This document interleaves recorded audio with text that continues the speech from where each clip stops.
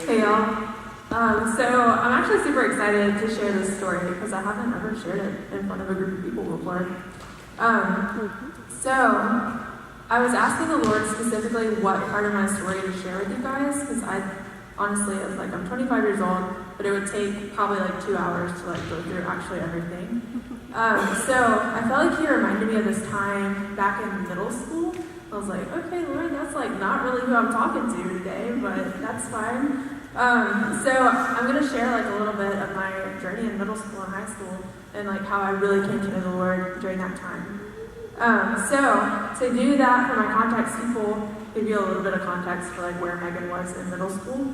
I grew up in Augusta and I grew up in a Christian home. I grew up in church my whole life and I went to a private Christian school. So I had a lot of knowledge about the Bible growing up, which I'm like super thankful for now.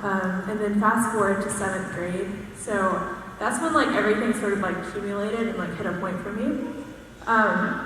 Where I started to question things. And up until that point in my life, I'd been dealing with anxiety on like a very minor level. But 7th grade hit and something happened inside of me to where it became like almost like life altering. Like it was really bad. To the point where I'd wake up in the morning, I like wouldn't want to do anything. I did not like feel like myself. I would be dizzy. I would throw up like almost every morning because I like just didn't want to live life. Like it was bad anxiety.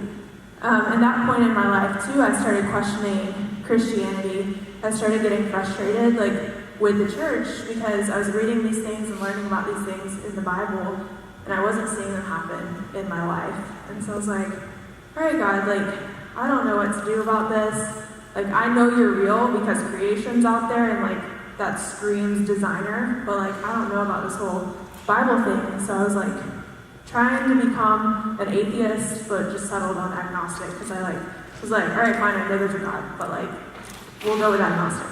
And so the next couple of years was me searching for more, and that's like a whole side story in and of itself of like all the things that I was searching for satisfaction in. And then so I'm gonna fast forward to 10th grade. So at our Christian school, we have to take this class called apologetics, which for those of you who don't know what apologetics is, essentially it's defending the faith. And I'm like a big science nerd, so for me this was like, all right, let's see what you got. So I took that class, came to the end of the year, and I had to write a paper on defending my faith personally. At this point, I didn't have. So I wrote that paper and wasn't true.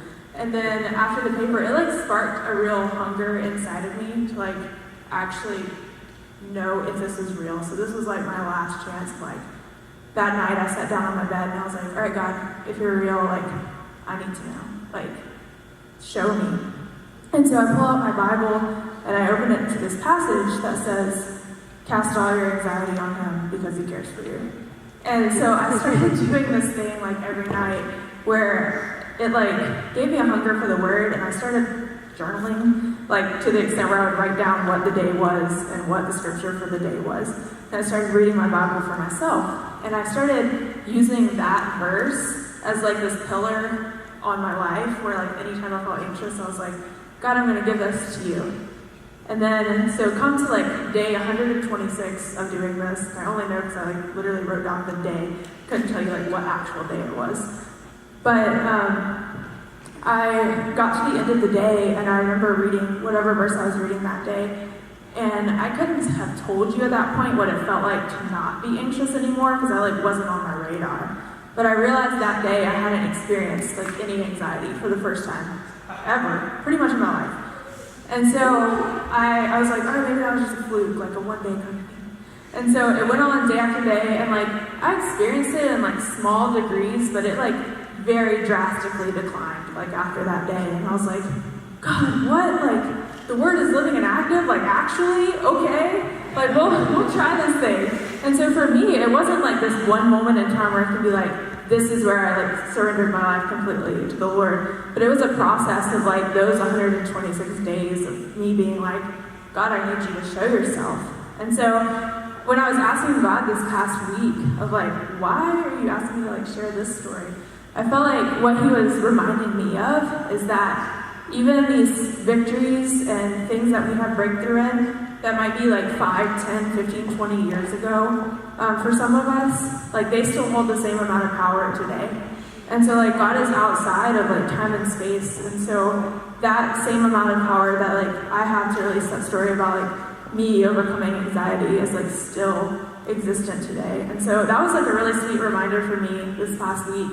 So yeah, that's the story.